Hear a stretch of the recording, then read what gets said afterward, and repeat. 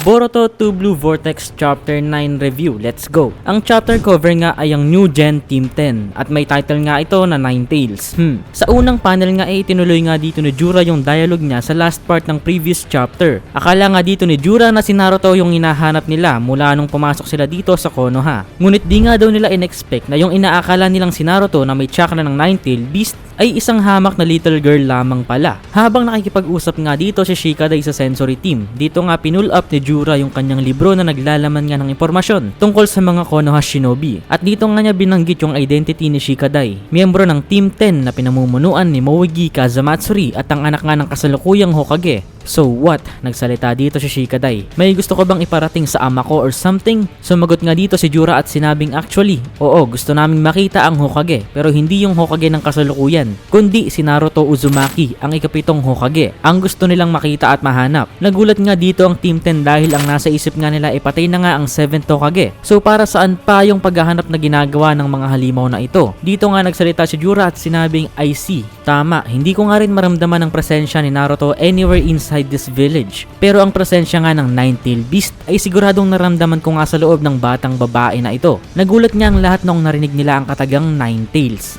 Tinanong nga dito ni Shikadai kung ano nga daw yung kinalaman ni Himawari sa Ninetales. Sumagot nga si Jura na siya nga rin ay hindi niya alam. Truly, sa mundo nga daw na ito, ay tuwing may isang katanungan o misteryo na nasasagot, mas marami pang katanungan ang lumalabas. The more you learn, the more you realize you know nothing. At dito nga ginamit ni Jura ang Mokoto no Jutsu o Wood Style para i-restrain si Himawari. Pero ginamit nga dito ni Shikadai ang Shadow Paralysis Technique at tumulong nga din dito si Inujin gamit ang Super Beast Scroll para mahila si Himawari at mailigtas mula sa Wood Style. Then nagbigay nga ng compliment dito si Jura dahil sa mabilis na reaksyon at coordination ng Team 10. Pero nagbigay nga rin siya ng warning na gusto lang daw niyang makuha si Himawari Uzumaki. Wala nga daw siyang masamang intensyon sa Team 10, pero kung pipigilan nga daw siya ng Team 10, mapipilitan nga daw itong si Jura at Hidari na gumamit ng dahas. Then dito nga nag-usap si Shikadai at ang Hokage at nagbigay nga dito ng report si Shikadai sa mga pangyayari. Habang nangyayari nga yun ay makikita nga natin dito si Himawari na nagtataka nga at nalilito kung bakit siya nga daw ang naging target nila Jura.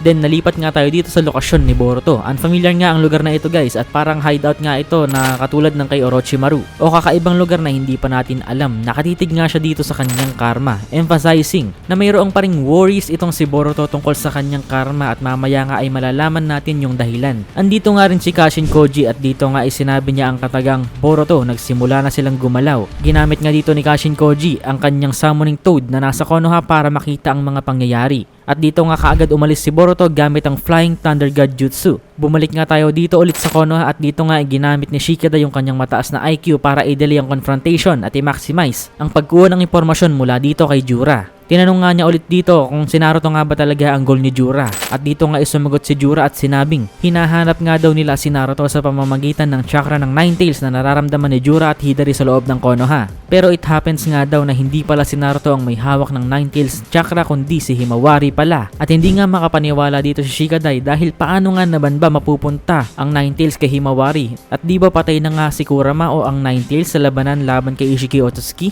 Kahit nga si Chocho ay hindi nagpapaniwala sa mga sinasabi dito ni Jura. Pero binanggit nga ni Jura dito na kahit nga daw sila inorsorpresa dito. Pero out of curiosity nga ay kailangan daw nilang malaman kung paano ito nangyari at posible nga daw na makuha nila ang kasagutan sa pamamagitan ng pag-devour ng katawan nitong si Himawari Uzumaki. Meanwhile, habang nangyayari nga ang mga yan, tulog nga dito si Kawaki na dinurog nga ni Jura sa nakaraang chapter. Pero finally, nagising na nga dito si Kawaki. Minamadali nga dito ni Delta si Kawaki para mapuntahan na nga ang mga kalaban na nasa ibang lokasyon. Pero dito nga ibinanggit ni Kawaki na saglit lang, mayroon pa ditong isang kalaban at ito nga ay si Boruto na nakabalik na nga guys sa Konoha. Nakita nga dito ni Boruto at kinumpirma nga na Mokoto no Jutsu o Wood Style ang ginamit dito ni Jura para patayin ng mga Jonin guards. At dito nga ay muling nag-connect sa Discord itong si Boruto at ikawalong Hokage. Sinabi nga dito ni Shikamaru na may dalawang Shinju nga daw na nasa Konoha at hinahanap nga daw nila si Naruto. Pero ngayon nga for some reason si Himawari na nga daw ang kanilang target. At dito nga ay nagtaka rin si Boruto dahil hindi nga niya alam yung dahilan kung bakit.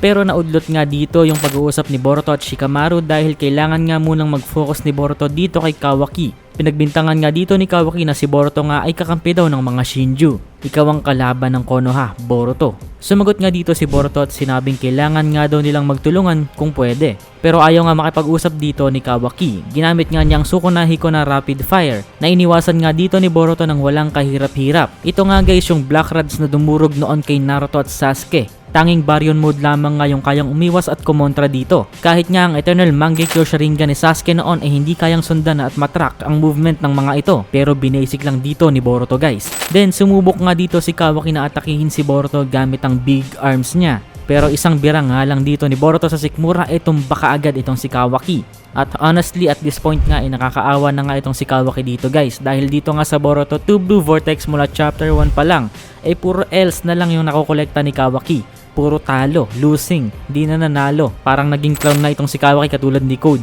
Pitiful, sabi ni Boruto. It shows na for the past 3 years nga mukhang hindi nga nag-training itong si Kawaki. Kaya parang hindi nga siya lumakas masyado. Pero iba nga yung nakita dito ni Delta. Nasabi nga niya dito na no Boruto, more like how much did you train? Ibig sabihin nagulat din dito si Delta sa lakas ni Boruto sa kasalukuyan. At parang naramdaman dito ni Delta na sobrang tinding training siguro yung dinanas ni Boruto para lumakas ng ganito.